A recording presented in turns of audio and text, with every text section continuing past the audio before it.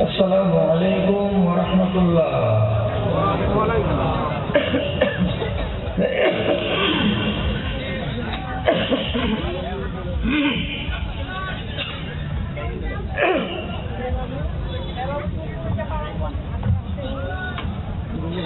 إن الحمد لله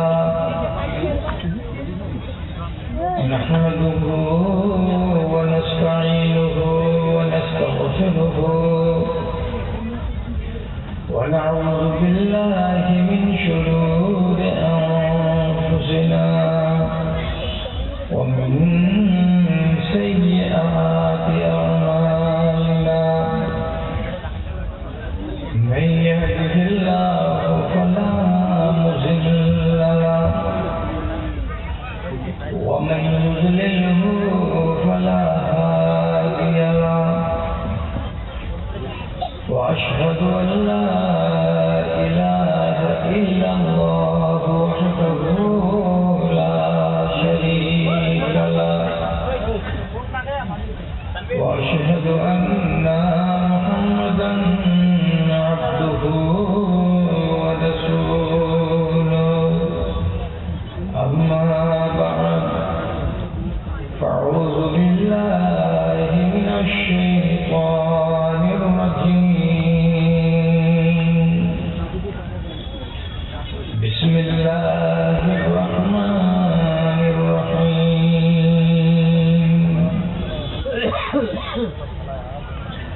فما لهم عن التذكرة معرضين كأنهم حمر مستنفرة فرت من قسورة.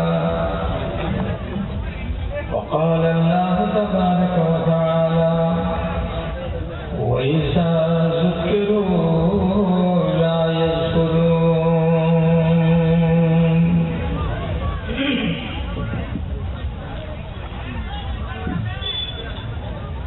সুখে কিংবা দুঃখে প্রভু যখন যেমন থাকি এই মুনাজাত করে খোদা তোমায় মনে রাখি, আমি তোমায় মনে রাখি।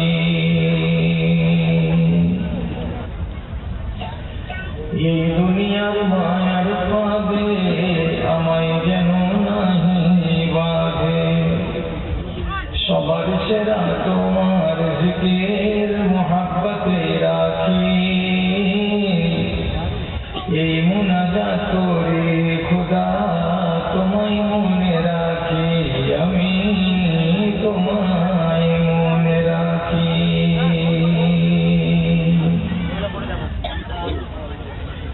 কুল মাখলুকাতের মানব জাতি আশার মোহজাল। আল্লাহ ছাড়া ফানা হবে, সব হবে কঙ্কাল রে, সব হবে কঙ্কাল।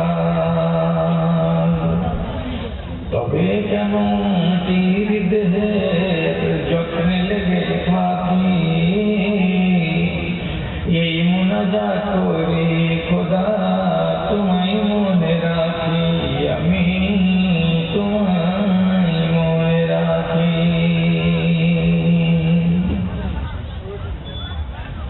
রোজ হাসরের বিরাট মাঠে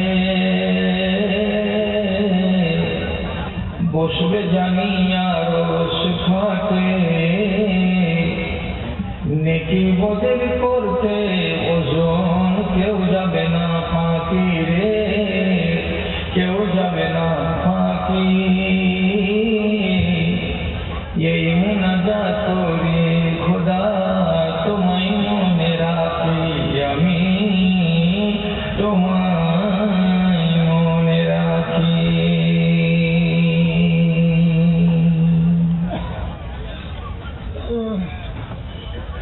শ্রদ্ধেয় সভাপতি সাহেব, সমবেত এই এলাকার বিভিন্ন প্রান্ত থেকে মাদ্রাসার এক রাস ভালোবাসা বুকে নিয়ে ও ইমানি জজবাকে সাথে নিয়ে উপস্থিত বিভিন্ন শ্রেণীর ছোট ও বড়, ধনী ও গরিব, আমার প্রাণের ভাই ও বন্ধুগণ, তথা মজলিস থেকে অনতি দূরে আড়ালে স্ক্রিনের সামনে বসে থাকা অবলা সরলা স্নেহের মাতা ও ভগ্নীগণ, আরম্ভ মাত্রই আল্লাহ রাব্বুল আলামিনের শুকর গুজারি করছি এবং তার স্তুতি বাদ গাইছি যে আল্লাহ তাআলা আমার জীবনের এই পড়ন্ত বেলায় 40 বছরের বক্তৃতার জীবনে একটি নতুন গ্রাম, একটি নতুন জায়গায় আমাকে নিয়ে এসেছেন। পশ্চিমবঙ্গের অধিবাসী হতে গেলেও আলিপুরদুয়ার যখন থেকে জেলা হিসাবে আত্মপ্রকাশ করেছে, আমি এই জেলায় আসিনি। আমি এই জন্য আল্লাহ রাব্বুল আলামিনের শুকরিয়া আদায় করব। আপনি আপনার জীবনের ব্যস্ততাকে ভুলে এবং ফেলে ওলামায়ে দ্বীনের মুখ থেকে কিছু বয়ান শুনে নিজেকে সমৃদ্ধ করবেন বলে একটা সুন্দর বাসনা নিয়ে দূর দারাজ থেকে ছুটে এসেছেন ঠান্ডাকে উপেক্ষা করে। অবশ্যই আল্লাহর কোরআন সাক্ষ্য দিয়ে বলছে, যারা দ্বীনের কথা শুনে, যারা কোরআনের কথা শুনে, যারা ঈমানকে বৃদ্ধি করার আশায় নবীর হাদিসের কথা শুনে, অবশ্যই তাদের অন্তর আলোকিত হয়। নিশ্চয়ই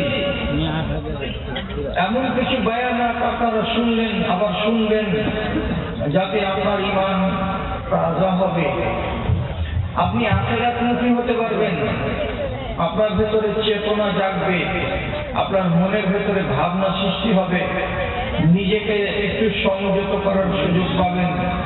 অতএব এই সুন্দর সুযোগকে কাজে লাগাতে পেরেছেন আপনারা, তার জন্য আপনারা আল্লাহর শুকরিয়া আদায় করুন।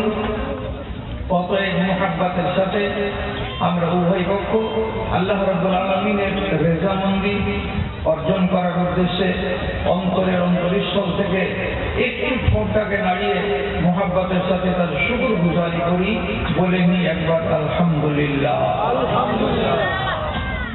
তারপরে তার আখেরি নবী রাহমাতুল লিল আলামিন, বিপ্লবী জননেতা মহানবী হযরতে মুহাম্মদ মুস্তাফা সাল্লাল্লাহু আলাইহি ওয়াসাল্লামের উপর শত সহস্র দরুদ ও সালাম নাযিল হোক। আল্লাহুম্মা সাল্লি আলাইহি, আল্লাহুম্মা বারিক আলাইহি।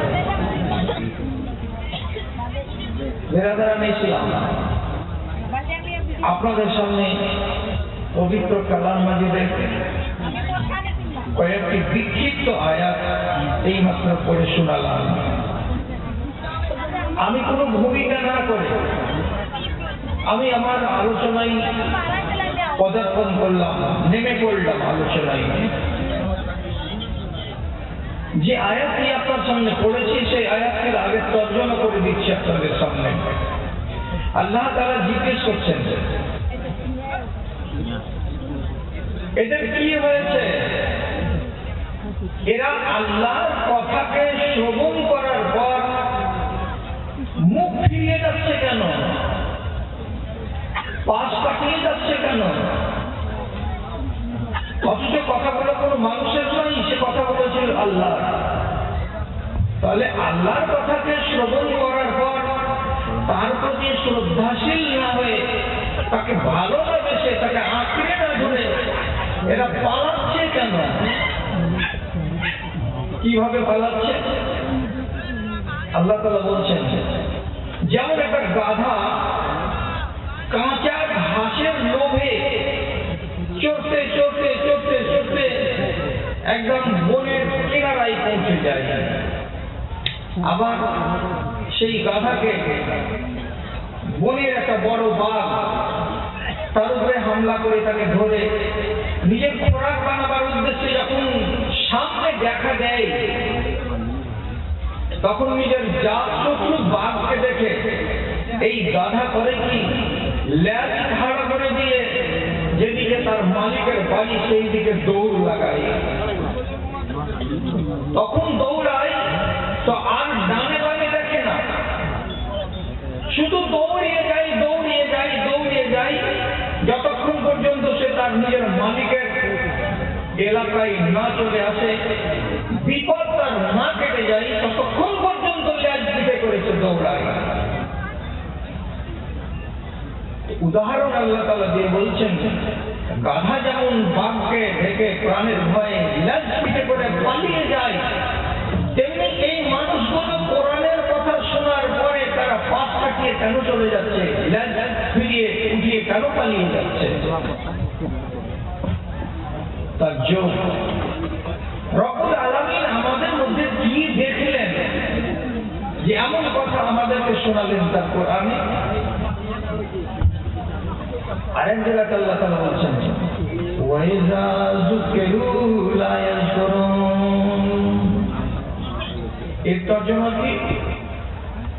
যখন তাদের সামনে দ্বীনের কথা বলা হয়, যখন তাদের সামনে নসিহতের কথা বলা হয়, যে কথাগুলো মেনে নিতে গেলে তাদের জীবনে কল্যাণ হবে, তারা এই দুনিয়ায় কামিয়াব হবে, সেই দুনিয়ায় কামিয়াব হবে, অথচ এমন সুন্দর মিষ্টি কথাগুলো যখন তাদের কাছে পেশ করা হয়, লা ইয়াযকুরুন, তারা এগুলো গ্রহণ করে না, তারা নসিহত মনে করে না, তারা এগুলোকে কবুল করে না। কেমন কথা! বাস্তব চিত্রটা তাহলে আমাদেরকে আঁকতে হবে, সামনে একটু তুলে ধরতে হবে। এর মানে হলো এই যে আমাদের ভেতরে তাকওয়ার অভাব এসেছে, আমাদের ভেতরে আল্লাহর ভীতি কমে গেছে। আমরা এখন আল্লাহ রাব্বুল আলামিনের বিধিবিধানকে বলে অতটা পরোয়া করি না যতটা পরোয়া করা দরকার। আর বর্তমান জামানার লোকেদের দিকে যদি দেখতে যাই, তাহলে এই কথাটা অবশ্যই আপনাকে মেনে নিতে হবে যে আজকের জামানার মুসলমানগুলোর ঈমানকে 1450 বছর আগেকার সাহাবায়ে কেরামদের বা তাবেঈনদের ঈমানের সাথে যদি কম্পেয়ার করা যায়, তাহলে দেখা যাবে যে 100 গুণের ভেতরে মেরে কেটে কোন রকমে আমাদের কাছে তাদের 20 গুণ 20% আছে, 90% ঈমান আমাদের কাছে নেই। নসিহত থেকে যদি কেউ পালায়, তাহলে এর মতো কপাল পড়া কে আছে? দ্বীনের কথাকে গ্রহণ করে না, সে যদি পাশ কাটিয়ে যায়, তাহলে এর মতো অভাগা আর দুনিয়াতে কে আছে? একটা প্রশ্নের জবাব ভেবে চিন্তে দিবেন। কি জবাব, কি প্রশ্ন?